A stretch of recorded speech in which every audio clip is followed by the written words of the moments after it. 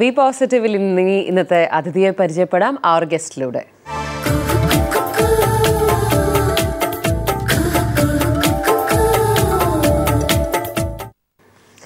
ഇന്ന് നമ്മോടൊപ്പം വളരെ സ്പെഷ്യലായിട്ടുള്ള ഒരു മ്യൂസിക് ഡയറക്ടറാണ് ഗസ്റ്റായിട്ടുള്ളത്, അഫ്സൽ യൂസഫ്. അഫ്സലിൻ്റെ ഗാനങ്ങളെക്കുറിച്ച് പറയുകയാണെങ്കിൽ തുടക്കകാലത്തുള്ള വളരെ പ്രശസ്തമായൊരു ഗാനം കലണ്ടർ എന്ന ചിത്രത്തിലെ ഗന്ധരാജൻ പൂവിടർന്നുമാണ്. പിന്നീട് ഇങ്ങോട്ട് ഒരുപാട് ചിത്രങ്ങളുടെ ഭാഗമായിട്ടുണ്ട്. എടുത്തു പറയേണ്ടത് ലാൽജോ സംവിധാനം ചെയ്ത് മമ്മൂട്ടി നായകനായ എത്തിയ ഇമ്മാനുവൽ ഈ ചിത്രത്തിന് വേണ്ടി ബാക്ക്ഗ്രൗണ്ട് സ്കോറും അതോടൊപ്പം തന്നെ ഗാനങ്ങളും ഒക്കെ ചിട്ടപ്പെടുത്തി. ഇപ്പോൾ പറങ്കിമല എന്ന ചിത്രത്തിലെ ഗാനം വളരെയധികം പോപ്പുലറായി ഇൻ്റർനെറ്റിലും അതോടൊപ്പം ടെലിവിഷനിലും ഒക്കെ നമ്മൾ കാണുന്നുണ്ട്. അഫ്സലിനെ നമുക്ക് പരിചയപ്പെടാം. അഫ്സൽ, സ്വാഗതം.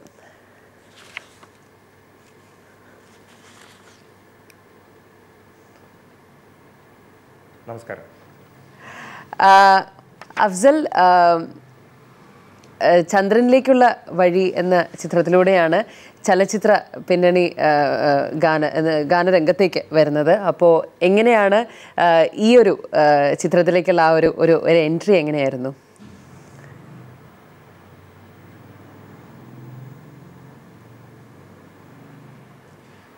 ഞാൻ 2004 മ്യൂസിക് ഫോർ ദ ഹാർട്ട് എന്ന് പറഞ്ഞിട്ടൊരു ഷോ, അത് ഒരു SRVC എന്ന് പറയുന്നൊരു ഓർഗനൈസേഷന് വേണ്ടിയിട്ട്, അവരുടെ ഒരു ചാരിറ്റബിൾ ഓർഗനൈസേഷന് വേണ്ടിയിട്ട് അവർ നടത്തിയിരുന്നൊരു പ്രോഗ്രാമായിരുന്നു, ഒരു മ്യൂസിക്കൽ ഷോ ആയിരുന്നു. അതിനു വേണ്ടിയിട്ട് ഞാൻ അതിൻ്റെ ടൈറ്റിൽ സോങ് ചെയ്തിട്ടുണ്ടായിരുന്നു. ആ സ്റ്റേജ് ഷോ ഡയറക്റ്റ് ചെയ്തിട്ടുണ്ടായിരുന്നത് ലാൽജോ ചേട്ടനായിരുന്നു. അങ്ങനെയാണ് ഞാൻ ആ പ്രോഗ്രാം ചെയ്യുന്നതിൻ്റെ ഇടയിൽ അതിൻ്റെ ഓഡിയൻസിൻ്റെ കൂടെ ഉണ്ടായിരുന്ന ജോളി ജോസഫ് എന്ന് പറയുന്ന പ്രൊഡ്യൂസർ, അദ്ദേഹമാണ് എന്നെ ചന്ദ്രനിലേക്കുള്ള വഴി ചെയ്യാൻ വേണ്ടിയിട്ട് വിളിക്കുന്നത്. അദ്ദേഹമാണ് ആ പടം പ്രൊഡ്യൂസ് ചെയ്തിട്ടുണ്ടായിരുന്നത്. പിന്നീട് വന്ന സിനിമ കലണ്ടർ എന്ന ചിത്രത്തിലെ ഗന്ധരാജൻ പൂവിടർന്നു. ആ ഒരു സിനിമയുടെ ആ ഒരു എക്സ്പീരിയൻസ് ഒന്ന് പറയാമോ? കാര്യം വളരെ പ്രശസ്തമായ എന്ന് വെച്ചാൽ ഇപ്പോഴും പോപ്പുലറായിട്ട് നിൽക്കുന്ന ഒരു ഗാനമാണത്. അപ്പോൾ ആ പാട്ട് ചെയ്ത ആ ഒരു അനുഭവം.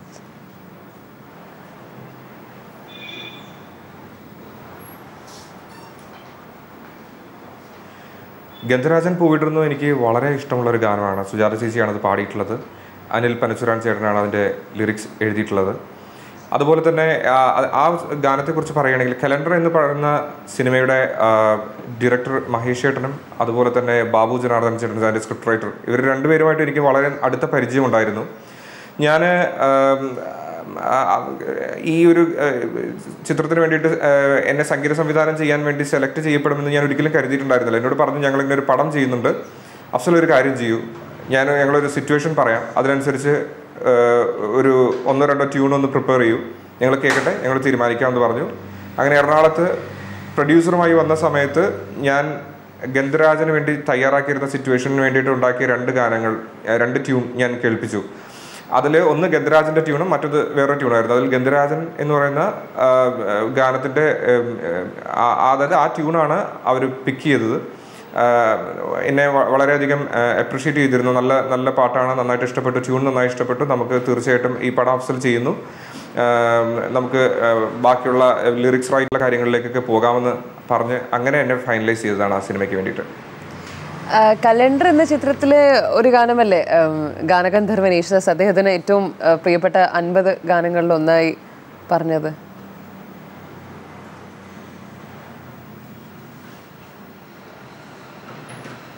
വലിയ സന്തോഷമുണ്ട് അങ്ങനെ അദ്ദേഹം പറഞ്ഞതിനകത്ത്. കാരണം അദ്ദേഹത്തെ പോലെ ഇത്രയും വളരെ സീനിയർ എന്ന് പറഞ്ഞാൽ മലയാളത്തിൻ്റെ ഗാനഗന്ധർവൻ എന്ന് പറയുന്ന ദാസേട്ടൻ, അദ്ദേഹം അങ്ങനെ ഒരു എൻ്റെ അതായത് ഞാൻ എന്ന് പറഞ്ഞാൽ അധികം സിനിമകൾ സംഗീത സംവിധാനം ചെയ്യാത്ത ഒരു വ്യക്തിയാണ്. ആ സമയം പ്രത്യേകിച്ച് അദ്ദേഹം പറയുന്ന സമയത്താണെങ്കിൽ ഞാൻ 1-2 സിനിമകൾ മാത്രം മ്യൂസിക് ചെയ്ത് നിൽക്കുന്ന ഒരു സമയവുമായിരുന്നു. ആ സമയത്ത് അദ്ദേഹം വളരെയധികം ഈ പാട്ടിനെ കുറിച്ച് പറയുകയും 1-2 തവണ പല പല മാധ്യമങ്ങളിലൂടെ ഒക്കെ അദ്ദേഹം അത് പറഞ്ഞിട്ടുണ്ടായിരുന്നു. എനിക്ക് ഒരു അവാർഡ് കിട്ടിയതുപോലെയുള്ള ഒരു സന്തോഷമാണ് അത് കേട്ടപ്പോൾ എനിക്ക് തോന്നിയത്. അഫ്സൽ, ഒരു വിഷ്വലി ചലഞ്ച്ഡ് ആയിട്ടുള്ള ഒരാൾ റീ റെക്കോർഡിങ് ചെയ്യുക എന്ന് പറഞ്ഞു കഴിഞ്ഞാൽ സാധാരണ ഒരാൾക്ക് അത്ര പെട്ടെന്ന് അത് കേട്ട് കഴിഞ്ഞാൽ എങ്ങനെയെന്നുള്ളത് അത് വിശ്വസിക്കാൻ ബുദ്ധിമുട്ടുള്ള ഒരു കാര്യമാണ്. ഇപ്പോൾ ഇമ്മാനുവൽ എന്നുള്ളൊരു ചിത്രം, അതും ഇത്ര വലിയൊരു പ്രോജക്റ്റ്, ലാൽ ജോസിനെ പോലെ വളരെ ജനപ്രിയനായ വളരെ ഒരു പോപ്പുലർ ആയിട്ടുള്ള ഒരു സംവിധായകൻ, മമ്മൂട്ടിയെ പോലൊരു മെഗാ സ്റ്റാർ അഭിനയിക്കുന്ന ചിത്രം. അപ്പോൾ ഇങ്ങനൊരു പ്രോജക്റ്റിൽ റീ റെക്കോർഡിങ് ചെയ്യാൻ നേരത്ത് അതിലേക്ക് ക്ഷണിച്ചപ്പോൾ ഏതൊക്കെ തരത്തിലുള്ള ടെൻഷൻ ഉണ്ടായിരുന്നു? അതിനോടൊപ്പം തന്നെ ചോദിച്ചോട്ടെ, അത് ചെയ്യുന്ന ഒരു എക്സ്പീരിയൻസും റീ റെക്കോർഡിങ് ചെയ്യുന്നൊരു അനുഭവം അതൊന്ന് വിശദമായിട്ട് പറയാമോ?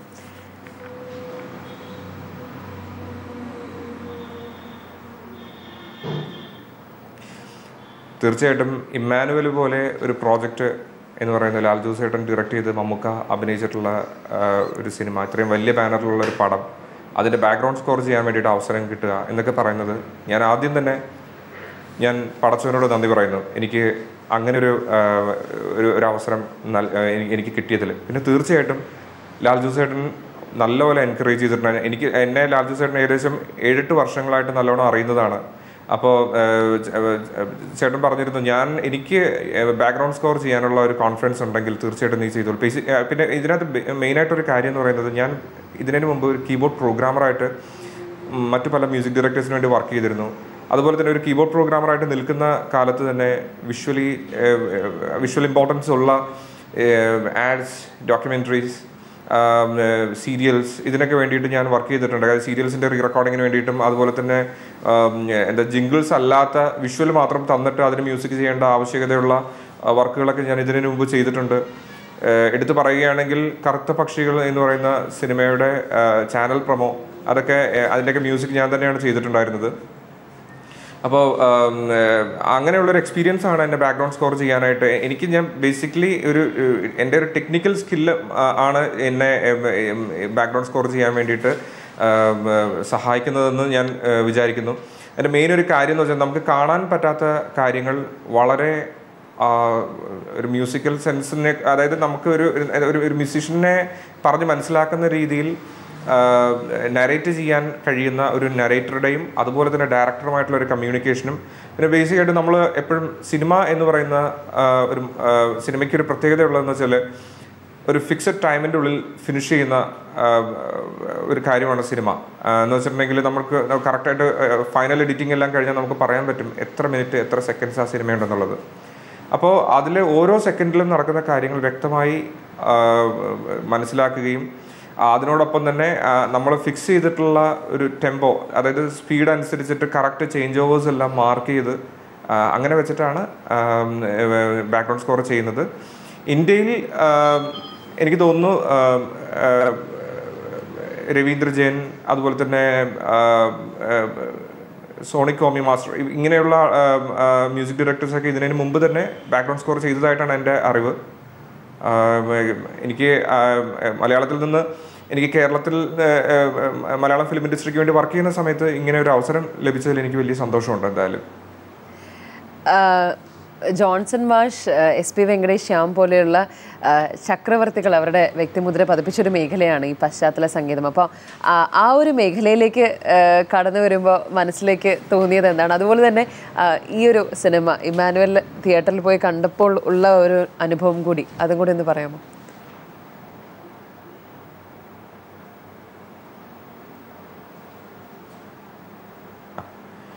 തീർച്ചയായിട്ടും നമ്മൾ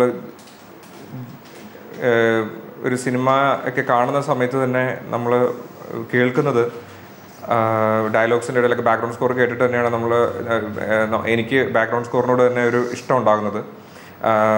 പ്രത്യേകിച്ച് ഈ പറയുന്നത് പോലെ ജോൺസൺ മാസ്റ്റർ, അതുപോലെ തന്നെ ശ്യാം സാറ്, ഇങ്ങനെയുള്ള കാരണം എൻ്റെയൊക്കെ ചെറുപ്പകാലത്ത് അവരുടെ പടങ്ങളാണ് ഏറ്റവും കൂടുതൽ ഉണ്ടായിട്ടുള്ളത്. അതുപോലെ തന്നെ കുറച്ചുകൂടി മുതിർന്നപ്പോൾ രാജാ സാറ്, അതുപോലെ തന്നെ വിദ്യാസാഗർ സാറ്, ഇവരുടെ എല്ലാം. പിന്നെ ഞാൻ ഇപ്പോഴും ഒരു സ്റ്റുഡൻറ്റിനെ പോലെ തന്നെ ഇത് നോക്കിക്കാണുന്ന ഒരാളാണ്. എൻ്റെ തന്നെ ഇപ്പോഴത്തെ ഏജിലുള്ള ഒരുപാട് നല്ല മ്യൂസിക് ഡയറക്ടേഴ്സ് വളരെ മനോഹരമായിട്ട് ബാക്ക്ഗ്രൗണ്ട് സ്കോർ ചെയ്യുന്നവർ, പ്രത്യേകിച്ച് ഗോപി സുന്ദർ, ബിജിപാൽ, അതുപോലെ തന്നെ രാഹുൽ രാജ്, ഇവരെല്ലാവരും നല്ല ബാക്ക്ഗ്രൗണ്ട് സ്കോർ ചെയ്യുന്നവർ, അങ്ങനെ ഒരു ഇതുണ്ട്. അപ്പോൾ എനിക്ക് ഞാനെല്ലാം, അതായത് മുമ്പുണ്ടായിരുന്ന ജനറേഷനിലുള്ള മ്യൂസിക് ഡയറക്ടേഴ്സിൻ്റെയും അതുപോലെ തന്നെ ഇപ്പോഴത്തെ മ്യൂസിക് ഡയറക്ടേഴ്സിൻ്റെ എല്ലാവരുടെയും വർക്ക് ലിസൺ ചെയ്യാറുണ്ട്. എൻ്റെ ഒരു എനിക്ക് ഇമ്മാനുവൽ പോലെയുള്ളൊരു സിനിമയുടെ ബാക്ക്ഗ്രൗണ്ട് സ്കോർ ചെയ്യാൻ ഒരു അവസരം കിട്ടിയപ്പോൾ ഞാൻ മാക്സിമം അത് ഭംഗിയാക്കാൻ വേണ്ടി എൻ്റെ കഴിവിൻ്റെ പരമാവധി ഞാൻ ശ്രമിച്ചിട്ടുണ്ടായിരുന്നു. അഫ്സൽ ഒരുപാട് സിനിമകളൊക്കെ കാണുന്ന ആളാണെന്ന് ഞാൻ കേട്ടിട്ടുണ്ട്. അതോടൊപ്പം തന്നെ മുൻപ് കൈലയ്ക്ക് വേണ്ടി തന്നെ ഉള്ള ഒരു അഭിമുഖത്തിൽ ലാജോ സർ പറയുകയുണ്ടായി, ഇങ്ങനെ സിനിമ കണ്ട് സാധാരണ ഒരാൾ പറയുന്ന പോലെ തന്നെ റിവ്യൂ ഒക്കെ പറയും, അഭിപ്രായം പറയുകയൊക്കെ ചെയ്യുമെന്ന്. അപ്പോൾ തിയേറ്ററിൽ പോയി സിനിമ കാണുമ്പോഴുള്ള അനുഭവം അതിനെക്കുറിച്ചൊന്ന് പറയാമോ? എങ്ങനെയാണ് ഒരു സിനിമ ആസ്വദിക്കാൻ ശ്രമിക്കാറുള്ളത്?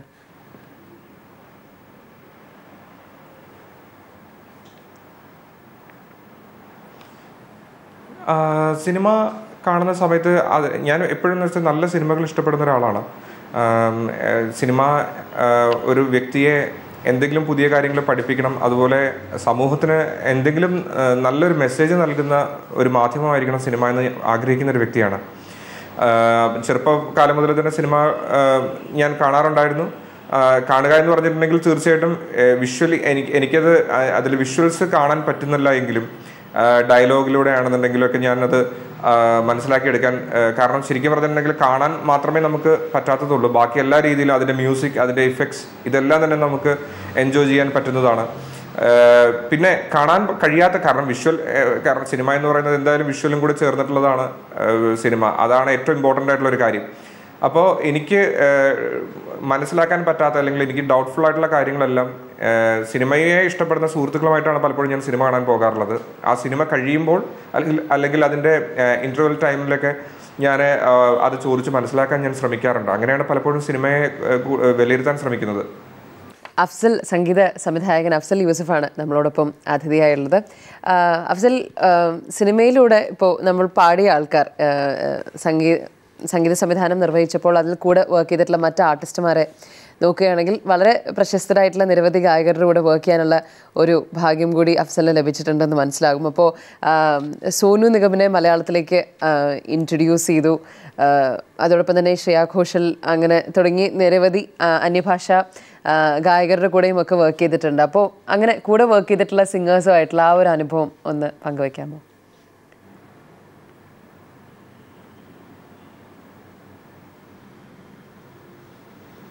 വളരെ നല്ല അനുഭവമായിരുന്നു.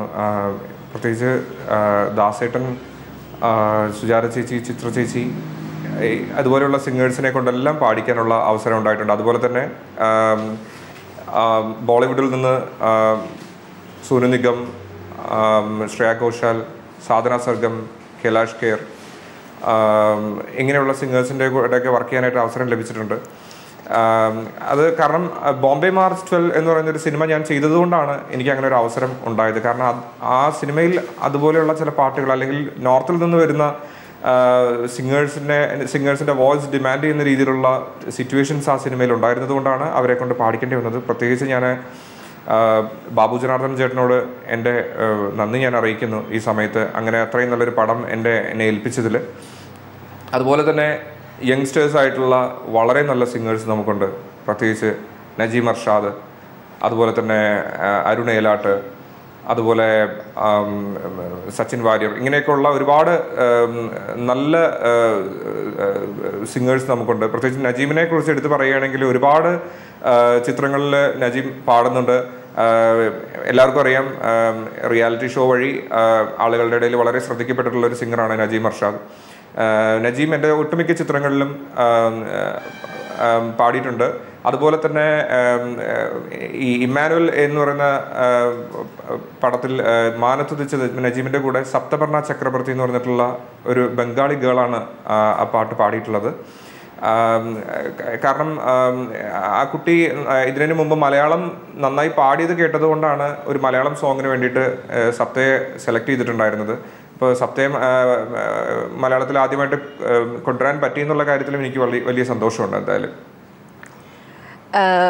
അന്യഭാഷ ഗായകർ, പ്രത്യേകിച്ച് ഇപ്പോൾ നമ്മൾ പറയുകയാണെങ്കിൽ സോനു നിഗം, സാധന സർഗം, കൈലാഷ് ഖേർ തുടങ്ങിയിട്ടുള്ള, ശ്രേയ ഘോഷൽ തുടങ്ങിയിട്ടുള്ള ഗായകർ, ഇപ്പോൾ ഇവരൊക്കെ എങ്ങനെയാണ്? ഇപ്പോൾ കാര്യം മലയാളീസിന് ഇപ്പം അഫ്സൽ യൂസഫ് എന്നുള്ള ഒരു സംഗീത സംവിധായകൻ മലയാളം മ്യൂസിക് ഇൻഡസ്ട്രിയിൽ വളരെയധികം എല്ലാവർക്കും അറിയാവുന്ന ഒരാളാണ്. അപ്പോൾ പുറത്തുനിന്ന് വരുന്ന ഒരാൾ എങ്ങനെയാണ് പൊതുവെ വിഷ്വലി ചലഞ്ചിനും കൂടി ആയിട്ടുള്ള ഒരാൾ ഇത്തരത്തിൽ സംഗീതം ചെയ്യുമ്പോൾ അവരുടെ ഒരു അവരേതെങ്കിലും തരത്തിൽ അങ്ങനെ അവരുടെയുള്ള പ്രോത്സാഹനമാണെങ്കിലും അവരുടെ വർക്ക് ചെയ്യുമ്പോൾ ഉള്ള ആ ഒരു രീതിയിലുള്ള അനുഭവമൊക്കെ എങ്ങനെയായിരുന്നു?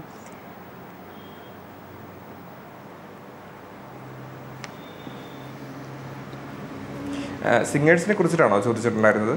അതെ അതെ അതെ.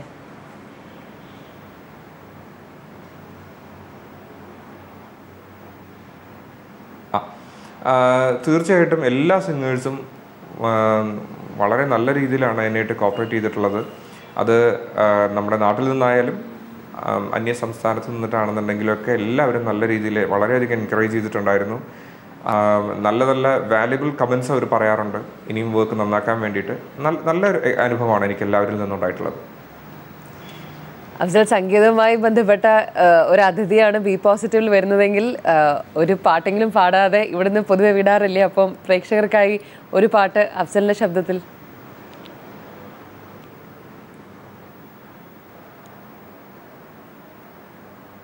തീർച്ചയായിട്ടും.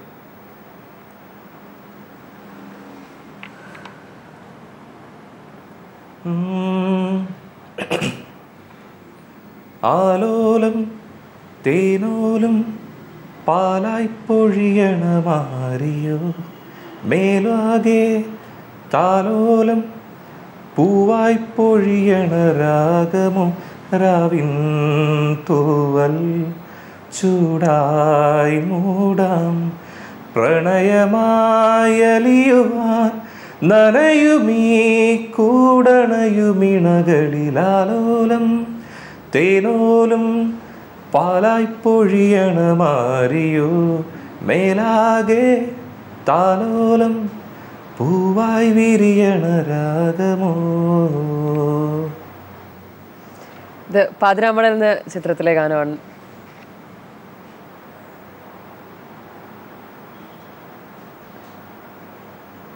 അതെ, ഇത് പാതിരാമണൽ. അതായത് ഒരു വിഷ്വലി ചാലഞ്ച്ഡ് ആയിട്ടുള്ള ഒരു അവസ്ഥ ഒരു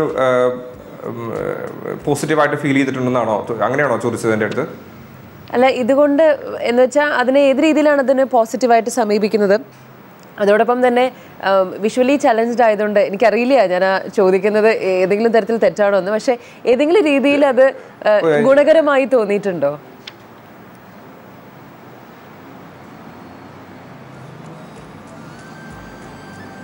തീർച്ചയായിട്ടും. കാരണം വെച്ചിട്ടുണ്ടെങ്കിൽ ഞാനൊരിക്കലും ഒരു വിഷ്വലി ചാലഞ്ച്ഡ് ആയതുകൊണ്ട് ദുഃഖിക്കുന്ന ഒരു വ്യക്തിയല്ല.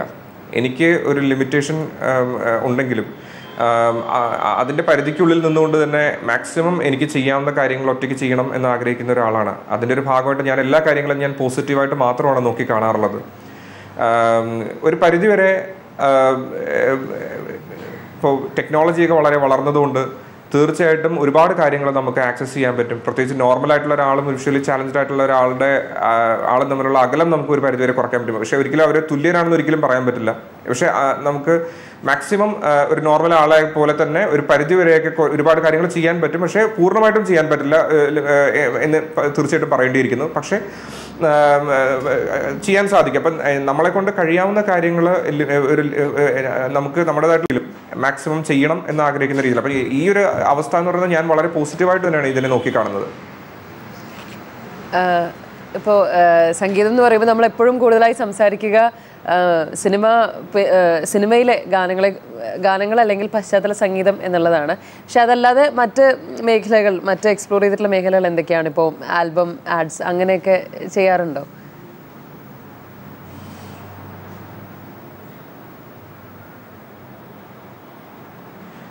ഞാൻ ആൽബംസ് ചെയ്തിട്ടുണ്ട്. എൻ്റെ കരിയർ തന്നെ സ്റ്റാർട്ട് ചെയ്യുന്നത് ഒരു ആൽബം വഴിയാണ്. ആഷിക് അബും ചെയ്തിട്ടുള്ള അതായത് ഞങ്ങൾ ആഷിക്കും ഞാനും മഹാരാജ് കോളേജിൽ ഒരുമിച്ചാണ് പഠിച്ചിട്ടുണ്ടായിരുന്നത്. ഞങ്ങളുടെ ആദ്യത്തെ മ്യൂസിക്കൽ ആൽബം എന്ന് പറയുന്നത് ശലഭം എന്ന് പറയുന്ന വർക്കാണ്. എനിക്ക് തോന്നുന്നു ഡ്യൂ ഡ്രോപ്സിലൊക്കെ ആ പാട്ട് പ്ലേ ചെയ്യാറുണ്ടെന്നാണ് എൻ്റെ വിശ്വാസം, കരളിൽ. അപ്പോൾ അത് ഗിരീഷ് ഏട്ടനാണ് അതിൻ്റെ ലിറിക്ക് എഴുതിയിട്ടുണ്ടായിരുന്നത്. അപ്പോൾ എന്നെ ഏറ്റവും കൂടുതൽ അതായത് അഫ്സൽ യൂസഫ് എന്ന് പറഞ്ഞൊരു ഒരു മ്യൂസീഷ്യനെ ആളുകൾ അറിഞ്ഞത് വസന്തം പോലെ എന്ന് പറയുന്ന ആ ഗാനം വഴിയാണ്. ഇനി നമ്മൾ സംഗീതത്തെക്കുറിച്ച് മാത്രമേ പറഞ്ഞുള്ളൂ. പഠനത്തിൻ്റെ കാര്യത്തിലും ആ കോളേജ് ഡേയ്സ് ഒക്കെ എങ്ങനെയായിരുന്നു? ലിറ്ററേച്ചർ അല്ലേ പഠിച്ചത്?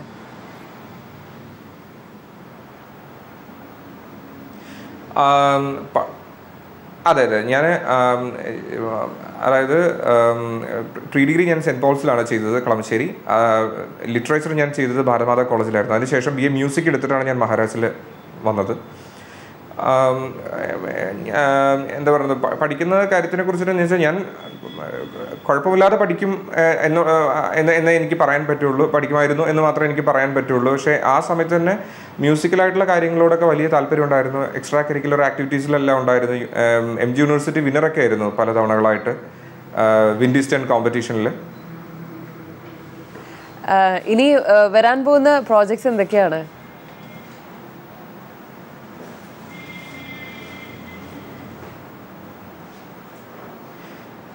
പറങ്കിമല മാർച്ച് 21 റിലീസാവുമെന്ന് പറയുന്നുണ്ട്. മാർച്ച് 21 റിലീസാവുമെന്ന് പ്രതീക്ഷിക്കുന്നു. അതുപോലെ തന്നെ ഞാൻ പുതിയ ഡയറക്ടറായിട്ടുള്ള പ്രശാന്ത് P. നായറിന് വേണ്ടിയിട്ട്, അദ്ദേഹത്തിന് വേണ്ടിയിട്ട് ഈ യാത്രയിൽ എന്ന് പറഞ്ഞ സിനിമ ചെയ്യുന്നുണ്ട്. അതുപോലെ തന്നെ ഏറ്റവും ശ്രദ്ധേയമായിട്ടുള്ള ഒരു പ്രോജക്റ്റ് ഇന്ന് ഇനി വരാൻ പോകുന്നത് കാർട്ടൂൺ, ഫഹദ് ഫാസിൽ നായകനാവുന്ന cartoon Haneef Muhammad sir produce ചെയ്ത് സയ്യിദ് അറാഫത്ത് ഡയറക്റ്റ് ചെയ്യുന്ന ഫിലിമാണ്. അതാണ് ഇനിയിപ്പോൾ ഇനി അടുത്തതായിട്ട് വരാനിരിക്കുന്ന 2 ചിത്രങ്ങൾ, ആ പടങ്ങളാണ്. ഒരുപാട് നന്ദി അഫ്സൽ, ഈ ഒരു പ്രഭാതത്തിൽ വന്ന് ഞങ്ങളോടൊപ്പം വിശേഷങ്ങൾ പങ്കുവച്ചതിന്.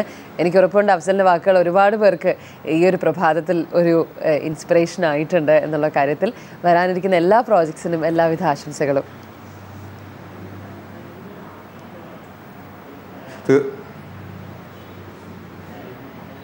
തീർച്ചയായിട്ടും ഇത്രയും നല്ലൊരു ഇൻ്റർവ്യൂവിൽ എനിക്ക് ഇരിക്കാൻ സാധിച്ചതിൽ തീർച്ചയായിട്ടും കൈരളിയുടെ അണിയറ പ്രവർത്തകരോടും, പ്രത്യേകിച്ച് എൻ്റെ പ്രോഗ്രാം പ്രൊഡ്യൂസർ അഭിലാഷിനോടും അതുപോലെ തന്നെ അന്നപൂർണയ്ക്കും. കാരണം ഇത്രയും നല്ല ക്വസ്റ്റ്യൻസ് എൻ്റെ അടുത്ത് ചോദിച്ച് എനിക്ക് നല്ല രീതിയിൽ ആൻസർ ചെയ്യാൻ പറ്റിയിട്ടുള്ള എൻ്റെ എന്താ പറയുക, ഇത്രയും നാളത്തെ ഒരു എക്സ്പീരിയൻസിൽ എനിക്ക് എപ്പോഴും ഓർത്തു വയ്ക്കാൻ പറ്റുന്ന ഒരു പ്രോഗ്രാമാണിത്. ഇത്രയും നല്ലൊരു അവസരം തന്നതിന് നന്ദി. നമസ്കാരം. വളരെ നന്ദി അഫ്സൽ.